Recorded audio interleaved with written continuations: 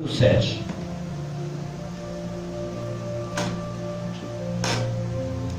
Versículo 1. Quantos acharam, digam amém. Amém. Ora, quantas coisas que me escrevestes, bom seria que o homem não tocasse em mulher, mas por causa da prostituição, cada um tem a sua própria mulher e cada uma tem a seu próprio marido. E o marido paga à mulher a devida benevolência, e da mesma sorte a mulher ao marido. A mulher não tem poder sobre o seu próprio corpo, mas tem no marido. E também, da mesma maneira, o marido não tem poder sobre o seu próprio corpo, mas tem uma mulher. Não vos priveis um ao outro, senão por consentimento mútuo, por algum tempo, para vos aplicardes ao jejum e à oração, e depois vos ajuntai-vos outra vez, para que Satanás não vos tente pela vossa incontinência.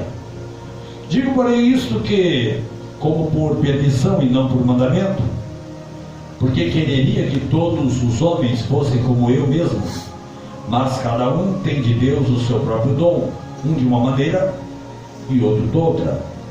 Digo, porém, aos solteiros e às viúvas, que lhes é bom que se ficarem como eu. Mas se não podem conter-se, casem-se, porque é melhor casar do que arder ou do que abrasar.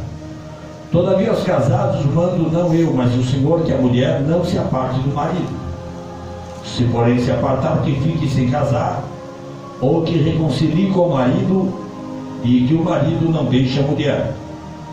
Mas aos outros digo eu, não, Senhor. Se algum irmão tem mulher descrente, e ela consente em habitar com ele, não a deixe. E se alguma mulher tem marido descrente, e ele consente em habitar com ela, não o deixe. Porque o marido descrente é santificado pela mulher, e a mulher descrente é santificada pelo marido.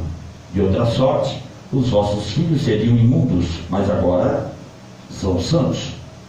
Mas se o descrente se apartar, aparte-se, porque nesse caso o irmão ou a irmã não está sujeito à servidão, mas Deus chamou-nos para a paz. Porque de onde sabes, ó mulher, se salvarás teu marido? Ou de onde sabes, ó marido, se salvarás tua mulher? E assim cada um ande como Deus lhe repartiu, cada um como o Senhor o chamou. É o que ordeno em todas as igrejas. É alguém chamado estando circuncidado? Não se faça incircunciso. É alguém chamado estando incircuncidado? Não se circuncide.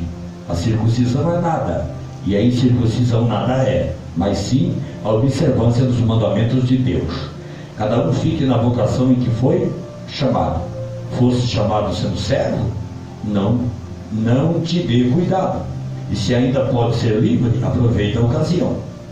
Porque o que é chamado pelo Senhor, sendo servo, é liberto do Senhor. Da mesma maneira também, o que é chamado sendo livre, servo é de Cristo. Fostes comprado por bom preço, não vos façais servos dos homens. Irmãos, cada um fique diante de Deus no estado em que foi chamado. Ora, quanto às virgens, não tenho mandamento do Senhor. Dou, porém, o meu parecer, como quem tem alcançado misericórdia do Senhor para ser fiel. Tenho, pois, por bom, por causa da instante necessidade, que é bom para o homem o estar assim. Estás ligado à mulher? Não busques separar-te. Estás livre de mulher? Não busques mulher. Mas se te casares, não pecas.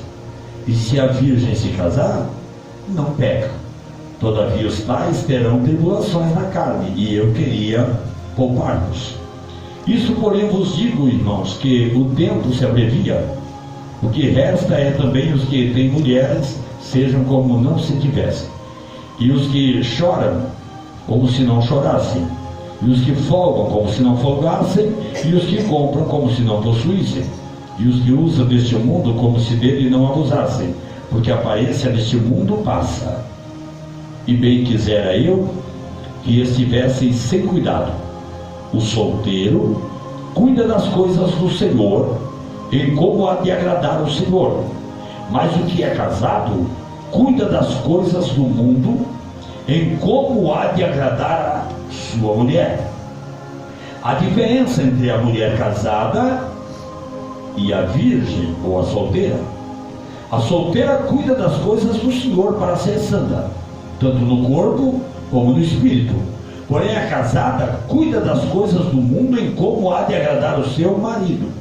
E digo isto para o proveito vosso, não para vos enlaçar, mas para o que é decente e conveniente, para vos unirdes ao Senhor sem distração alguma. Mas se alguém julga que trate dignamente a sua virgem, se tiver passado a flor da idade, e se for necessário que faça o tal o que quiser, não peca, casem-se. Todavia, o que está firme em seu coração, não tendo necessidade, mas com poder sobre a sua própria vontade, se resolveu no seu coração guardar a sua virgem, faz bem. De sorte que o que a dá em casamento, faz bem. Mas o que não dá em casamento, faz melhor. A mulher casada está ligada pela lei todo o tempo que o seu marido vive. Mas se falecer o seu marido, ela fica livre para casar com quem quiser, contanto que seja no Senhor. Será porém mais bem-aventurada se ficar assim, segundo o meu parecer, e também eu cuido que tenho o Espírito de Deus. Amém? Tão profundo isso aqui, né? Isso aqui, se for para meditar só nesse texto aqui, tem que ser 3 cultos. É muita coisa. Vamos orar. Pai, mais uma vez agradecidos que somos por esta noite poderosa. Temos acabado de ler esta palavra desta noite, e eu quero que o Senhor, a tua presença, esteja sobre a minha vida agora, quando for abrir a boca para transmitir a tua palavra, Senhor. Deus, mais uma vez eu te peço, nos ensina, nos exorta, nos corrige, nos consola, faça tudo dentro daquilo que o Senhor tem para cada um de nós, porque para nós o que basta-nos é fazer a tua vontade. Eu peço isso em nome de Jesus, para a tua glória. Amém. Graças a Deus. Podem tomar seus assentos, meus amados e meus queridos irmãos. Que Deus em Cristo venha abençoar a cada um de nós.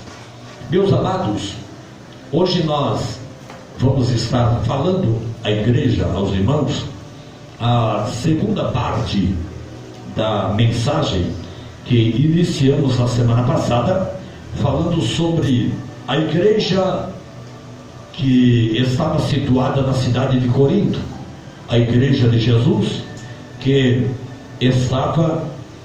habitava e que existia na cidade de Corinto. E nós abordamos com a igreja aqui na semana passada algumas coisas tão interessantes, e hoje nós queremos, claro, aproveitar o tempo para nós falarmos aqui a segunda parte desta mensagem. Amém? Deixa eu perguntar aqui, quantos irmãos que estão aqui não estavam na quarta-feira passada? Não estavam na quarta-feira passada. Então tem um bom grupo aí. Deixa eu só dar uma passadinha aqui para vocês entenderem do que se trata, tá bom? Lembrando aos irmãos, então, a cidade de Corinto era uma das cidades mais antigas da Grécia. Nos tempos de Paulo, Corinto era uma cidade próxima e próspera naturalmente, materialmente, porém ela era arrogante no aspecto intelectual. Ela se julgava melhor do que todas, e no sentido espiritual e moral, a cidade de Corinto era uma cidade muito corrompida, porque várias práticas pecaminosas eram abundantes nessa cidade. O nome da cidade de Corinto hoje é Corto. Coríntio hoje mudou de nome, o nome dela é Corto.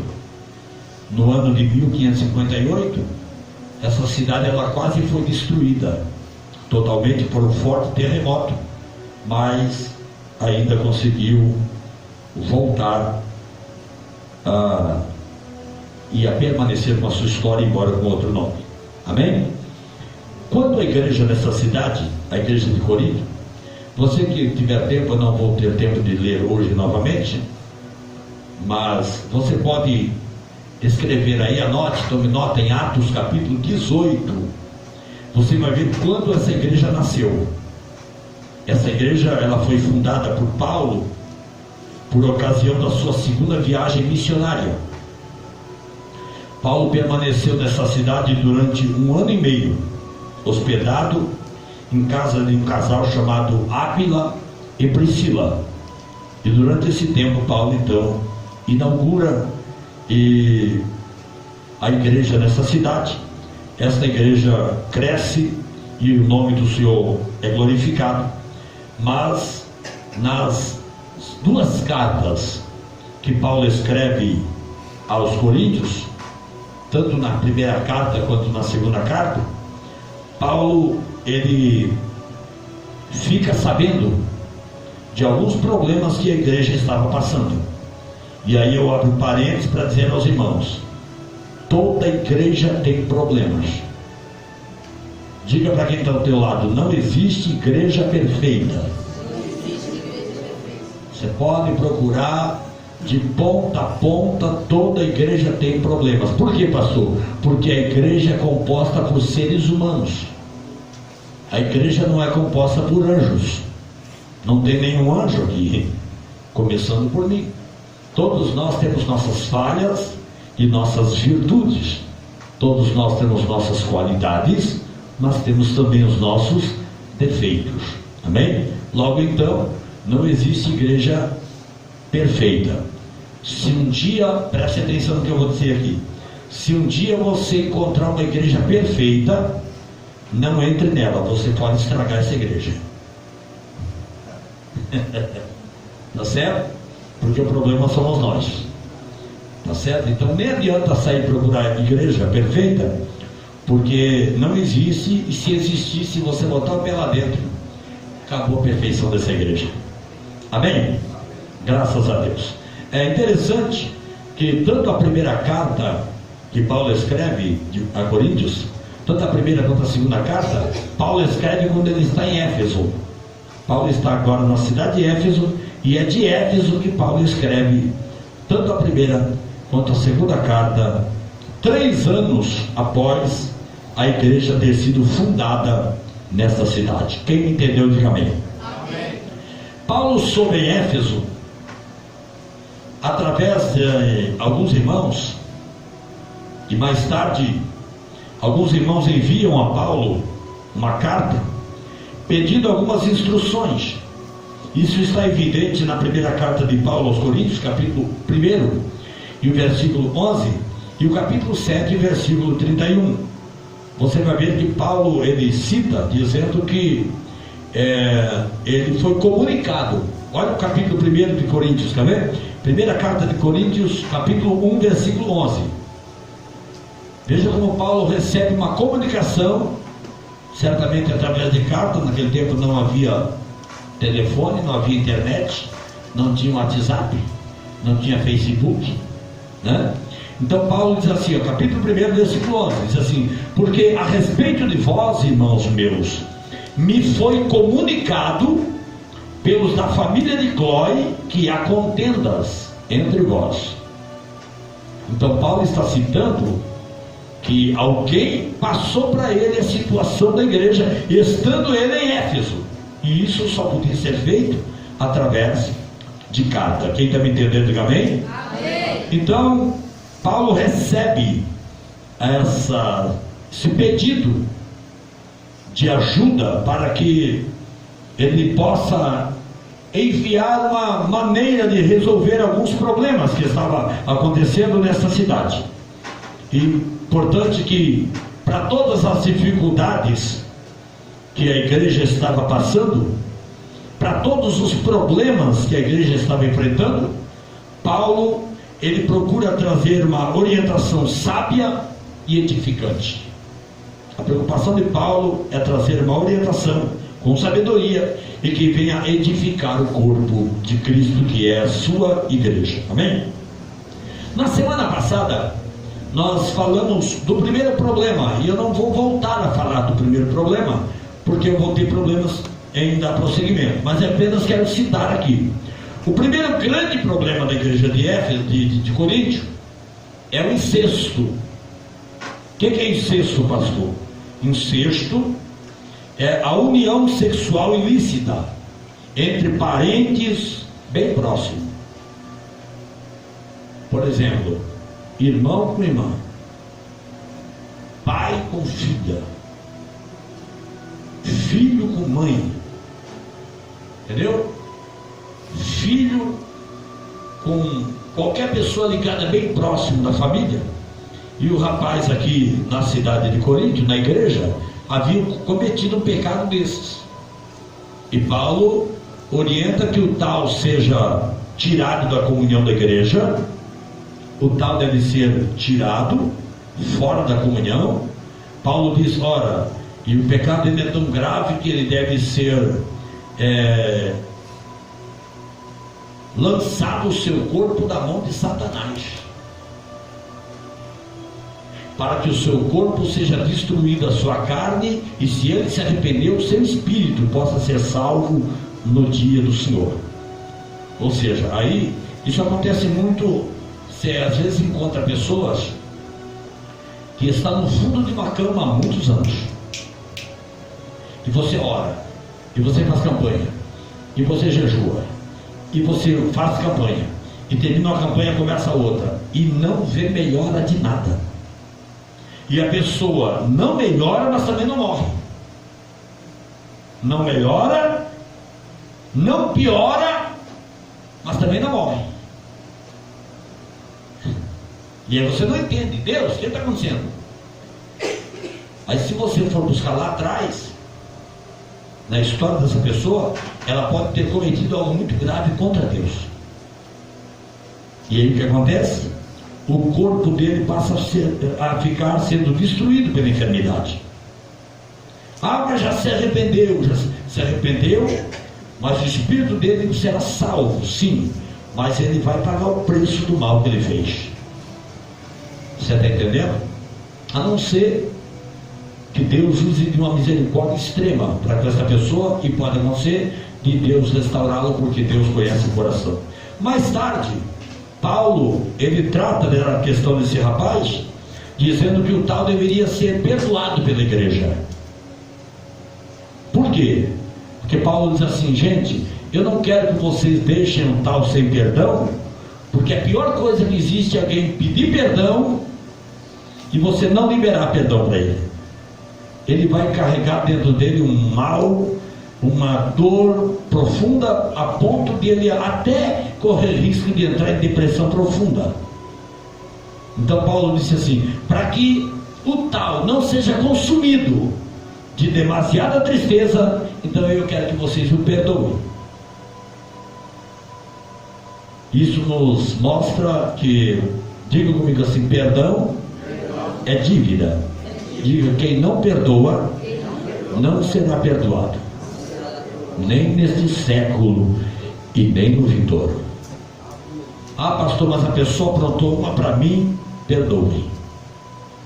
Libere perdão, para que tanto a pessoa que te fez mal quanto você possam ser salvos e o nome do Senhor seja glorificado. Amém? O segundo problema na cidade de Corinto, ou na igreja de Corinto, eu falei na semana passada, era o preconceito. A igreja de Corinto é uma igreja preconceituosa. Como assim, pastor? Existiam pessoas, isso se você quiser ler, ah pastor, mas esse primeiro caso aqui, onde é que está escrito? Quer tomar nota para você ler em casa? Eu não tenho. A questão do incesto, você pode ler lá no capítulo 5 de 1 Coríntios, capítulo 5, versículo 1 ao 5, você vai ver quando Paulo ordena que o tal seja disciplinado. Capítulo 5 de 1 Coríntios, versículo 1 ao 5. E a reconciliação deste moço, Paulo mostra lá em 2 Coríntios, capítulo 2, versículos 6 ao 10. Tá bom? Como eu não tenho tempo de voltar aqui para ler, então eu estou passando para você. Tá bom? Muito bem. O segundo problema é o preconceito. No capítulo 6 de 1 Coríntios, versículo 10 ao 11, Paulo está dizendo que a igreja passava por problemas porque algumas pessoas que foram muito erradas na sua vida antes de aceitar Jesus, quando eles aceitavam Jesus, vinham para a igreja, aceitavam Jesus, se arrependeram, se converteram, mesmo assim, dentro da igreja tinha um grupo de irmãos que não queriam saber, olhavam para as pessoas sempre com um olhar torto e não queriam recebê-los na comunhão da igreja, porque olhavam para o passado deles. Era o problema que estava na igreja. A pessoa aprontou muito lá fora, então quando ela aceita Jesus, era uma mulher muito vivendo a prostituição, todo tipo de lascívia lá no mundo. Quando essa pessoa aceitava Jesus e vinha para a igreja, irmãs, as irmãs da igreja em Coríntio, já uma cutucava na outra e dizia: vigia teu marido, hein? Está vindo uma praga aí para cá. Quer dizer, eles não queriam saber se a pessoa mudou, eles não queriam saber se a pessoa aceitou Jesus e mudou. Ora, a pergunta que fica é: qual é o teu passado? O que você fez lá fora? O que eu fiz lá fora? Quem éramos nós sem Jesus? E quando Jesus estava com a mulher pecadora, junto ao poço, diante do templo, que trouxeram a mulher pecadora acusada de adultério, porque queriam apedrejá-la, Jesus não tem problema nenhum. Vocês podem jogar quantas pedras quiser, desde que aquele que não tenha pecado joga a primeira. E saiu um por um, começar pelo mais velho, porque quanto mais velho, mais pecado tem. Amém? Então, Paulo está tratando, no capítulo 6 de 1 Coríntios, versículo 10 a 11, o problema do preconceito. Eu já falei isso semana passada, não dá para me voltar hoje.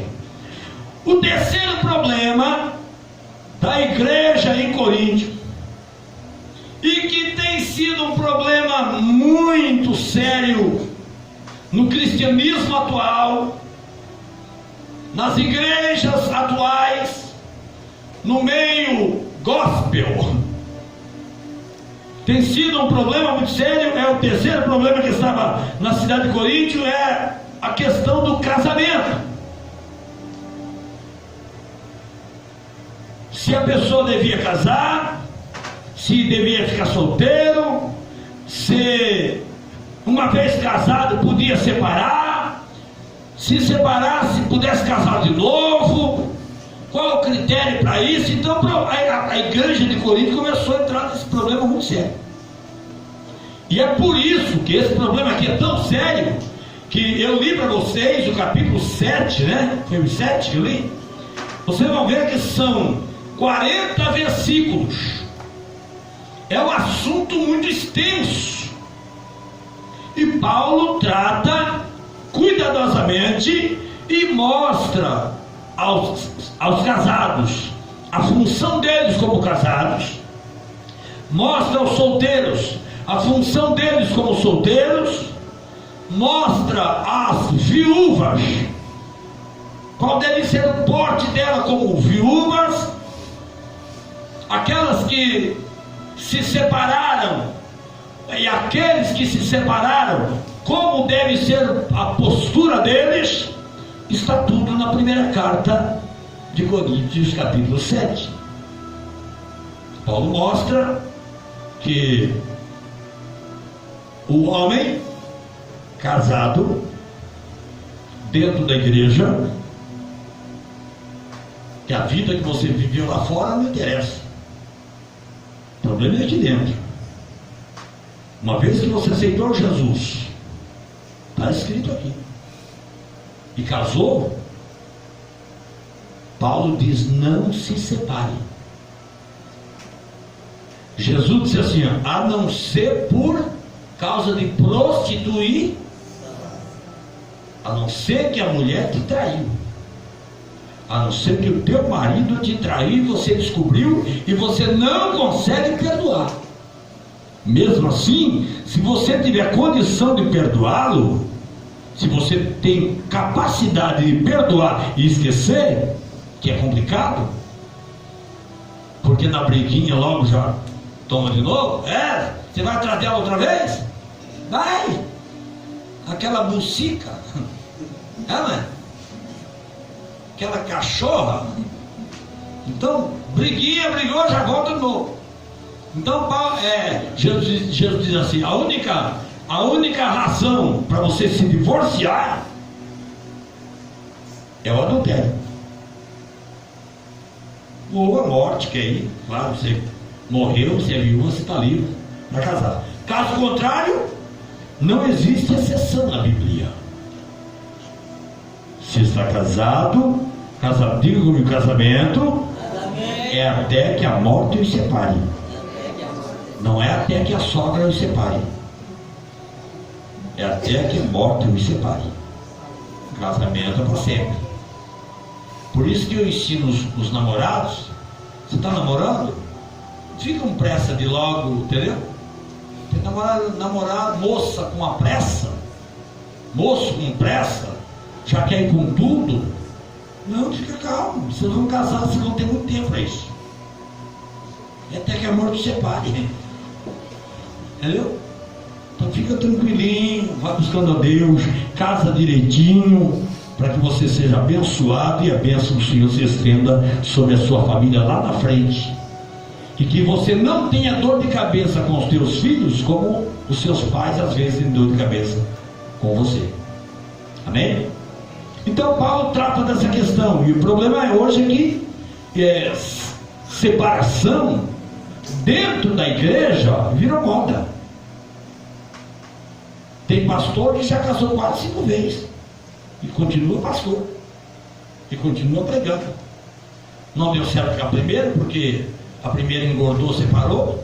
Não deu certo com a segunda, porque a segunda pegou uns aninhos mais, já começou o cabelo branquear, também já separou. Não deu certo com a terceira, porque a terceira não sei o que, já está na quarta pensando na quinta. E continua pregando não sei o que. Segundo a Bíblia, não passa, irmãos. Não passa. Eu estava ouvindo a reportagem, a entrevista, perdão, de um repórter conversando com uma pessoa que já havia sido da igreja, desviou-se da igreja, e até agora ele voltou para a igreja, e ele está pensando em voltar a assumir o ministério. Aí o repórter pergunta para ele assim: qual é a sua preocupação com respeito ao homossexualismo dentro da igreja? Ele fala assim para o repórter: a minha opinião é que a igreja, ela de princípio, ela está repudiando isso, ela não aceita isso, mas com o passar do tempo ela vai aceitar. O repórter assustou-se e perguntou: por que o senhor está falando isso? Ele disse: porque divórcio a Bíblia também proíbe, e hoje é o que mais tem na igreja. Divórcio antigamente, divorciou, era disciplinado a igreja. Hoje, basta o camarada chegar para a esposa e falar: não quero mais você, separa, na igreja mesmo já tem outra pretendente, ali mesmo já casa, e toca o barco, e ninguém fala nada. Então ele diz: a questão do homossexualismo é uma questão de tempo, logo isso passa. Claro que eu não aceito, jamais vou aceitar isso, mas ele não deixou de falar uma verdade. Tem muita gente que vai se conformando, escuta, o pecado vai entrando, ele vai se acostumando. Ah não, lá naquela igreja estão fazendo e estão falando língua estranha, lá na igreja tal permite isso aí, e olha, quando o grupo levanta para cantar é fogo, então vamos liberar na nossa também. Escuta, guarda que eu vou te falar uma coisa: nunca pense que a manifestação de Deus na tua vida significa Deus aprovando a tua conduta. Por quê, pastor? Porque o compromisso de Deus é com a palavra. Se eu estou pregando a palavra tem efeito, e eu posso, escute isso aqui, eu posso mesmo em pecado pregar e salvar alguém. Agora o problema é que eu posso salvar alguém e me perder. Repita comigo, diga assim: a manifestação da presença de Deus na minha vida quando eu estou cantando ou pregando, não significa que Deus está aprovando a minha conduta.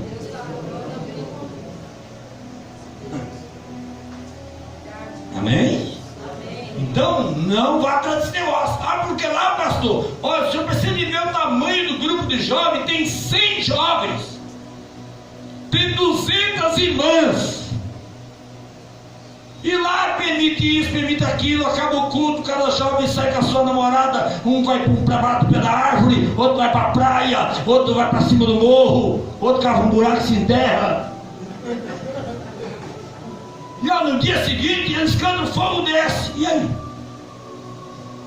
Diga comigo assim: Paulo, mais alto, Paulo nos ensina, dizendo: não vos conformeis com este mundo, mas transformai-vos pela renovação do vosso entendimento. E Paulo disse mais: sede firmes e constantes, sempre abundante na obra do Senhor.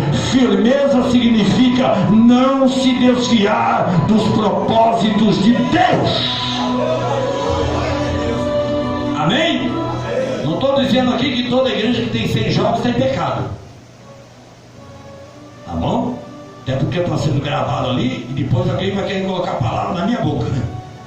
Não estou dizendo que toda palavra tem 100 jovens, tem 100 irmãs, toda igreja que... Não, tem igrejas que cresce, e com muita unção, com muita graça, com muita santidade, porque tem lá um líder, um homem de Deus, que o colocou para apacentar esse rebanho. Mas tem muitas que nós sabemos, os pecados estão se perpetuando, e pior que isso, a igreja se acomoda com a função, porque afinal de contas o fogo está descendo. Amém? Então Paulo trata aí o terceiro problema, que é a questão do casamento, no capítulo 7, versículo 1 até o versículo 40. Amém?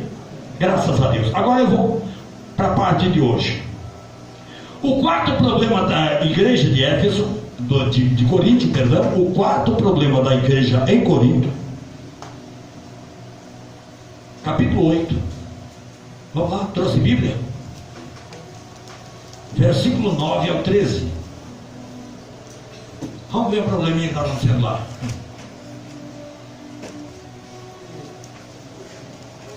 Se você trouxe Bíblia, acompanhe aí para você ver o problema. Vamos ver se esse probleminha também não está se repetindo hoje no meio evangélico.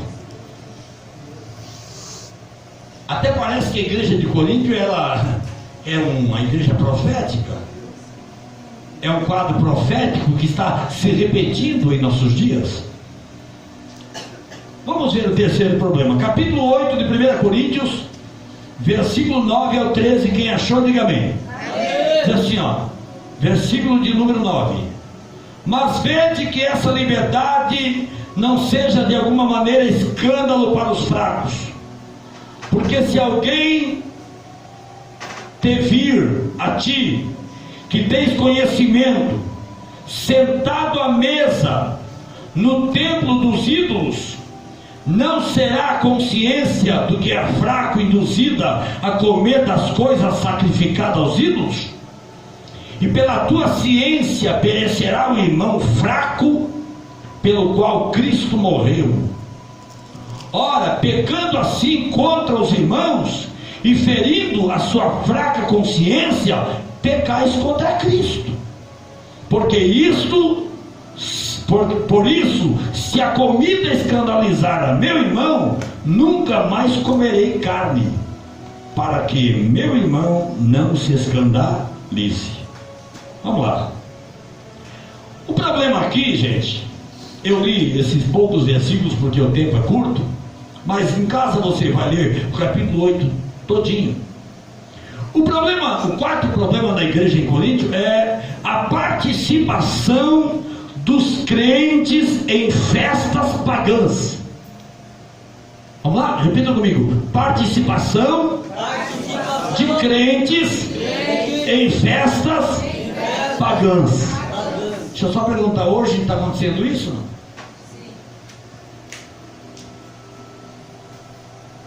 Sério?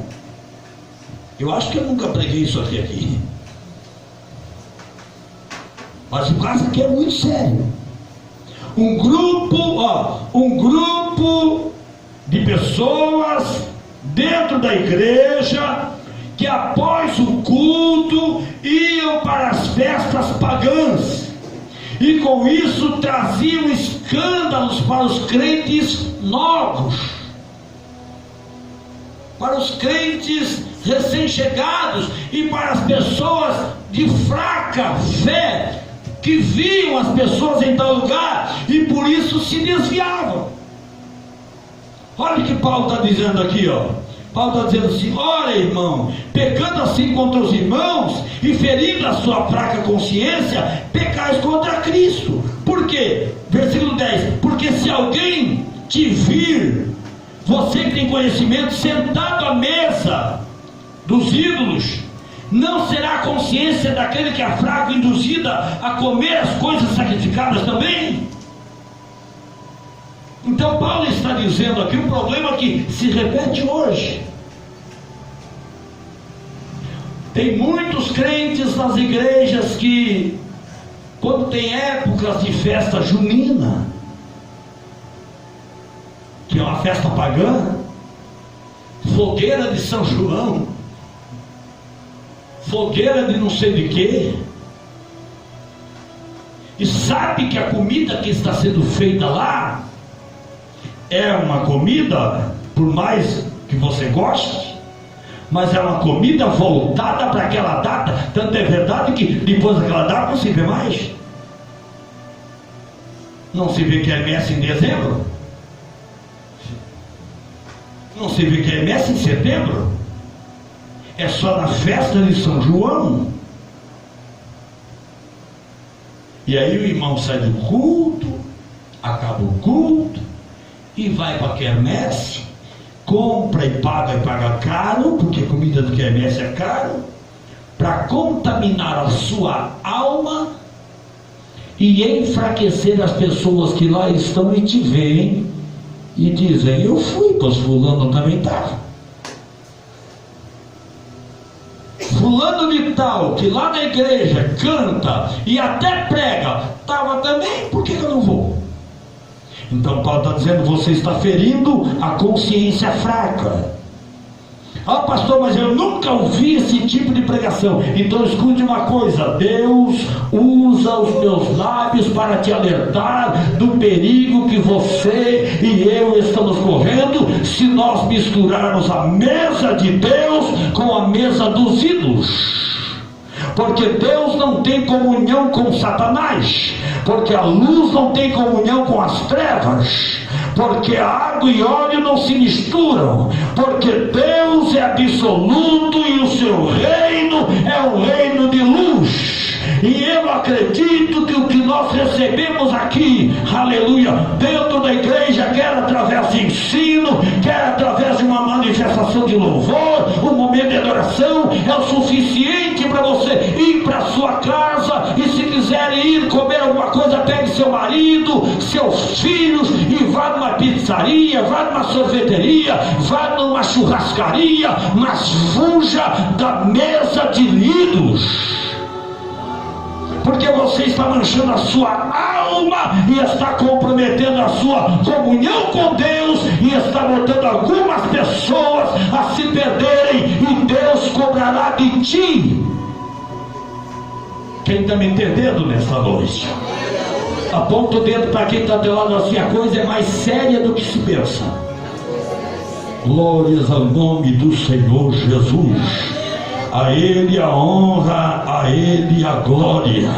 Bendito seja o nome do Senhor. Olha o capítulo de número 8, o versículo de número 6. Preste atenção que diz, aleluia. Nós vamos voltar um pouquinho antes aqui. Capítulo 8, versículo 4. Diz assim: assim que, quanto ao comer das coisas sacrificadas aos ídolos, sabemos que o ídolo nada é no mundo, e que não há outro Deus senão um só. Porque ainda que haja também alguns que se chamem deuses, quer no céu, quer na terra, como há muitos deuses e muitos senhores, todavia para nós há um só Deus, o Pai, de quem é tudo e em quem estamos, e um só Senhor, Jesus Cristo, pelo qual são todas as coisas e nós por Ele. Mas nem em todos há conhecimento, porque alguns até agora comem com consciência dos ídolos, coisas sacrificadas ao ídolo, e a sua consciência, sendo fraca, fica contaminada. Então diga comigo assim: Deus está bradando. Não, vamos, enche esse pulmão de ar e dá um grito bem, dá um brado agora. Vamos bradar, diga: Deus está bradando nesta noite, na Assembleia de Deus Paz e Vida, trazendo-nos um alerta que as coisas sacrificadas a ídolo, crente não deve colocar na boca e nem em casa.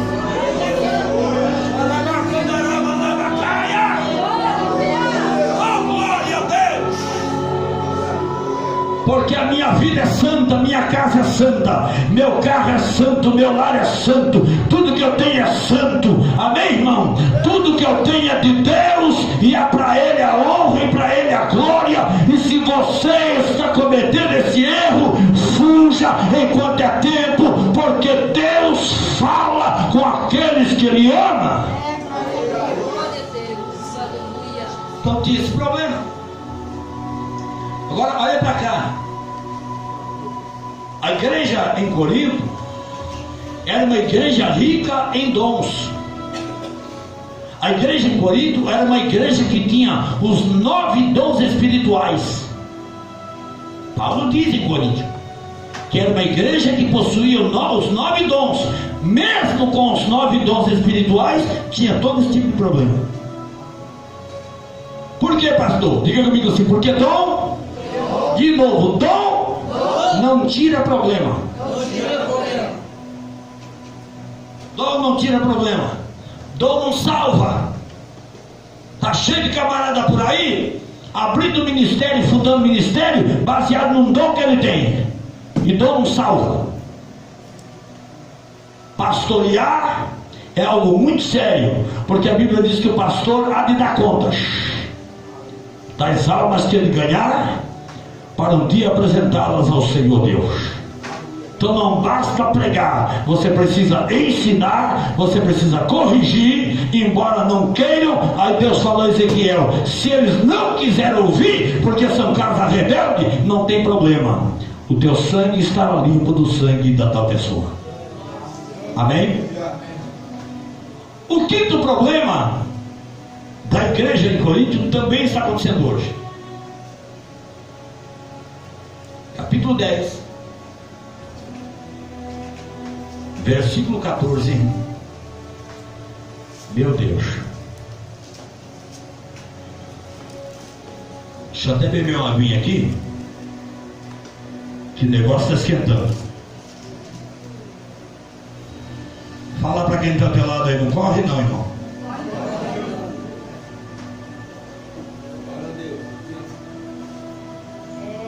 Aqui, capítulo 10, versículo 14.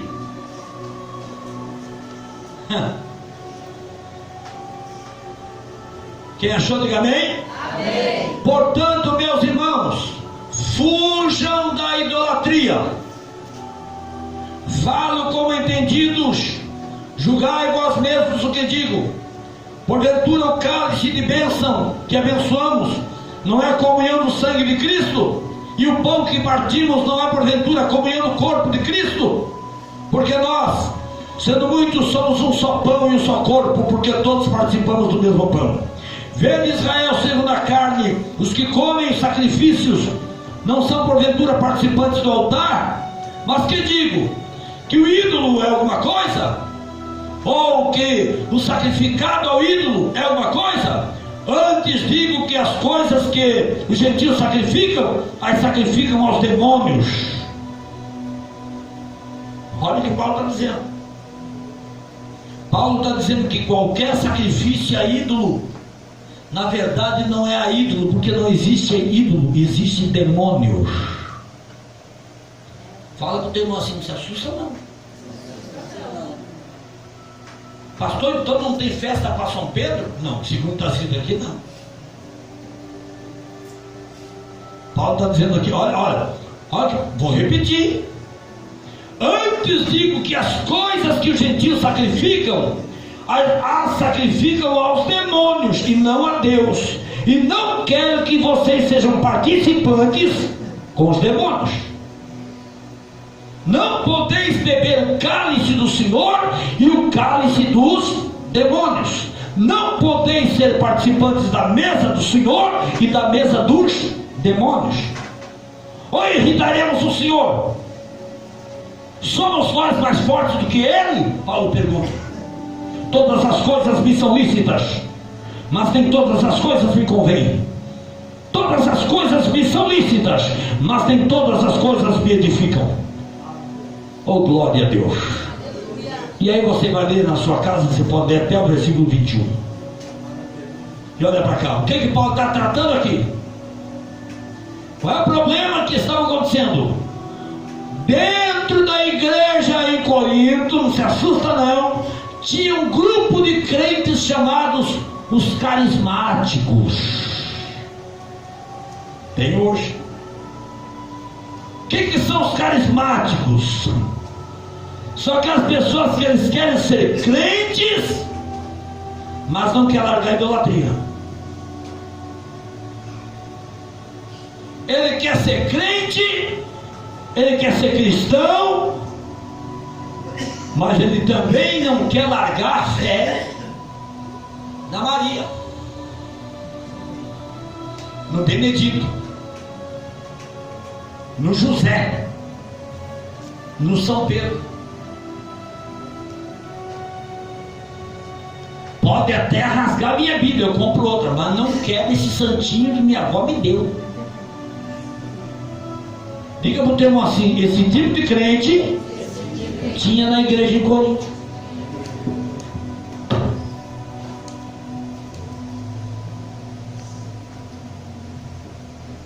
Esse dia um camarada falou para mim assim, pastor, vá com Deus. Eu comprei o negócio dele, aí comprei, paguei e tal. Aí ele falou, vá com Deus e Nossa Senhora Aparecida te acompanha. Eu falei, não, só Deus já está bom. Senhora Aparecida não pode me acompanhar, ela morreu. No mesmo lugar que meu pai está, no paraíso, e meu pai não pode fazer nada por mim, a Aparecida também morreu, está lá. Não pode fazer nada por mim. No mesmo lugar que minha mãe morreu, está lá no paraíso, não pode fazer nada por mim, Pedro também morreu, está lá. Não pode fazer nada por mim. João não pode fazer nada por mim. Só quem pode é aquele que disse assim, olha, é aquele que morreu também. Jesus também morreu, mas ele ressuscitou e disse, eu estarei convosco todos os dias. É esse que eu quero, é nesse que eu acredito. Esse é o meu Deus, esse é o meu ídolo, esse é o meu Senhor, esse é tudo na minha vida. Esse é o Deus a quem entreguei a minha vida, a minha alma, a minha família, tudo que eu tenho. É o Deus da minha vida, é o meu Deus, é o meu herói, é Jesus de Nazaré, que morreu, mas ao terceiro dia matou a morte e disse, todo o poder é me dado nos céus e na terra. Amém? Diga comigo assim, a Bíblia. Vou falar, hein? Eu vou falar. Tá gravando aí, irmão? Eu vou falar. Diga comigo assim, a Bíblia não apoia movimento carismático. Por quê, pastor? Porque Deus não aceita dividir a sua glória com ninguém. A glória de Deus ele não dá a Pedro. A glória de Deus ele não dá a Paulo. A glória é de Deus, ele não dá a Maria. A glória de Deus é de Deus e é só dele. Pelé um dia disse que a voz do povo é a voz de Deus. Não, a voz do povo é a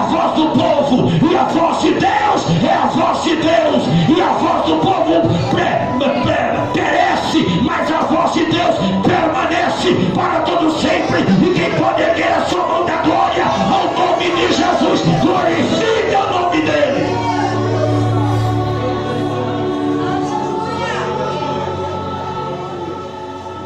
Para essas pessoas que congregavam na cidade, na igreja em Corinto, Paulo lembra-lhes que Deus não aceita um coração dividido. Olha para o teu irmão e diga assim: Deus não aceita te dividir com ninguém. Se você é de Deus, você não pode ser de Maria. Se você é de Deus, você não pode ser de Antônio. Se você é de Deus, você não pode ser de Francisco.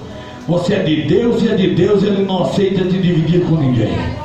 Aliás, nem a gente aceita dividir o que é da gente com os outros.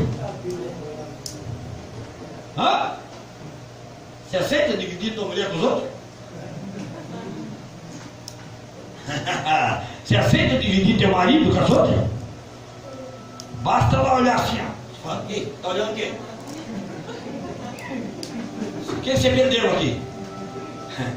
É, não é? É. Deus é assim. Você é dele. Aleluia. E o Espírito de Deus tem zelo por nós. Aleluia. Quando o diabo ameaça chegar perto de você querendo jogar uma faísca, Deus fala: o que você perdeu aí? Aí fora daí, ô Chico Triplo, pé redondo, miserável, desgraçado. Porque esse daí eu comprei e eu paguei à vista com o sangue do meu filho vertido na cruz do Calvário.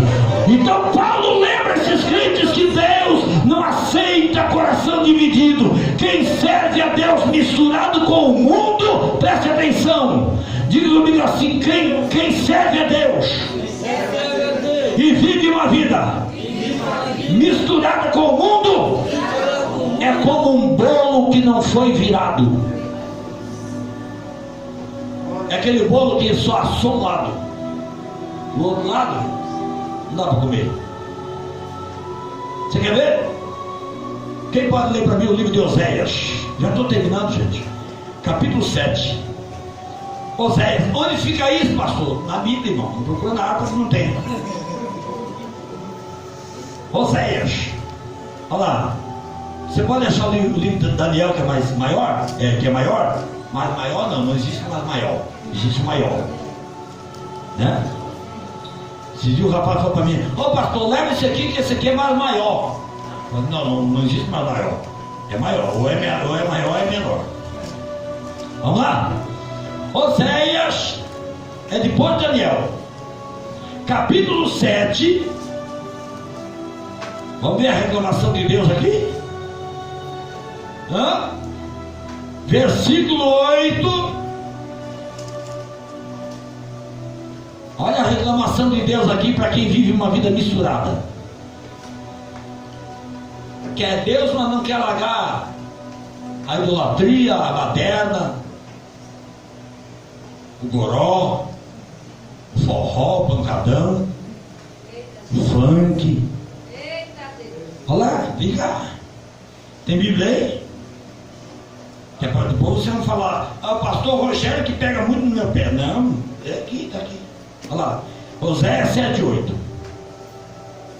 Efraim, quem era Efraim? Uma das 12 tribos de Israel. Efraim se mistura com os povos, ó. Efraim se mistura com os povos. Efraim é um bolo que não foi virado. Deus está reclamando da tribo de Efraim, dizendo que eles estavam vivendo uma vida misturada com os povos, e Deus está dizendo: para mim é um bolo que não foi virado. De um lado está assadinho. Você vê ele na igreja, você fala: meu Deus, não tem mais santo que aquele, porque está assadinho. Espera acabar o culto e dá uma volta lá no centro. Vai procurar ele ou ela dia que não tem culto. Vai ver com quem ele anda. para ver onde é que ele está, para ver o que ele está fazendo, para ver como que é a casa dele ou dela. Aí a pessoa olha e fala assim: não, mas eu... Peraí, eu acho que não estou chegando bem, deixa eu limpar os olhos aqui, peraí. Isso não é a mesma pessoa que eu estou... Por que aqui está? Aquela mulher, aquela pessoa lá, aquele homem lá, que foi? Eu fui na igreja dele ontem. Você precisava de ver a glória, mas prega, mas canta que é um passarinho. E olha, será que é o mesmo? Diga para quem está ao teu lado: é o mesmo. É que está mostrando o lado do bolo cru. O bolo virou. Quando ele sai da igreja, o bolo vira. Aí o que sai é a massa crua. E massa crua não dá para tragar. Pergunta para o teu irmão: se você consegue comer massa crua, irmão? Dá azia, não dá não? Diga para o teu irmão assim andar com crente, que na igreja é uma coisa, lá no mundo é outra. Causa mal-estar, da ânsia, da náusea. E esse grupo de crentes estavam na igreja em Corinto. Tomavam ceia, pulavam no pé só, rodavam debaixo do fogo, mas quando acabava o culto, cada um ia procurar seus lugares, e aqueles que dentro de casa ainda tinham os ídolos nos quais ele acreditava e não se desfazia de jeito nenhum. Alguns deles diziam: eu nasci assim, vou morrer assim. Meu pai era assim e eu sou assim. Isso aqui acontece muito em casamento. Tem uns camaradas que casam, é absurdo que só, e não muda. Deixa eu terminar aqui. Camarada casou, e você sabe que na vida, irmãos, a gente tem que ser flexível. Tem momento que a mulher cede um pouquinho de lá, o marido cede um pouquinho de cá, e vão caminhar, né? É ou não é? Mas tem camarada que não, eu sou assim, ó. Meu pai era assim, e eu vou morrer assim. A razão está comigo, eu tenho razão e ela tem que vir comigo porque eu tenho razão. Aí eu pergunto para você: quem você prefere, ter razão ou ser feliz? Quem você prefere, ter razão ou ser feliz? Quem prefere ter razão, levanta a mão. Quem prefere ser feliz, levanta a mão. Então às vezes você abre a mão da razão para você ser feliz. Quem pode aplaudir o nome do Senhor Deus? Oh, glória a Deus. Esses eram os problemas da igreja de Corinto. Quem sabe futuramente a gente volta a abordar outros. Por exemplo, tinha um outro problema lá, que era a questão do cabelo. Se a mulher podia cortar ou usava véu, né? Isso aqui eu vou deixar para outro dia, tá certo? Por que, pastor, não fala hoje? Porque se você falar tudo hoje, você não vem mais culto de ensino. Então tem que sempre deixar, é ou não é? Deixa eu perguntar aqui: o que você ouviu aqui hoje serviu para você, sim ou não? Sim. Quantos aqui puderam aprender alguma coisa? Diga para o irmão assim: tem coisas que só quarta-feira para a gente aprender, irmão. Oh, glória a Deus. Então aplauda o nome do Senhor. Deus abençoe, em nome de Jesus, que a presença do Senhor continue em vossa vida.